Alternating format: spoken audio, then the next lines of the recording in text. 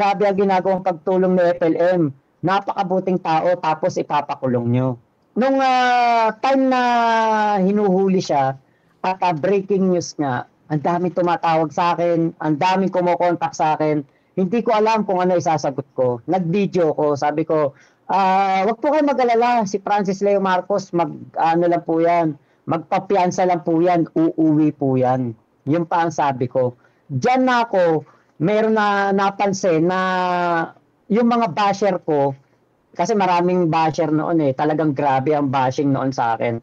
Meron tinatawag noon na Talino Warriors headed by Boss Mike Cervera. Nung time na yon na hindi pa nahuhuli si Norman, hindi ko sila pinapakinggan, hindi ko sila pinapanood. Video lang ako ng video, upload lang ako ng upload. Wala akong pakialam sa kung ano ang sasabihin nila.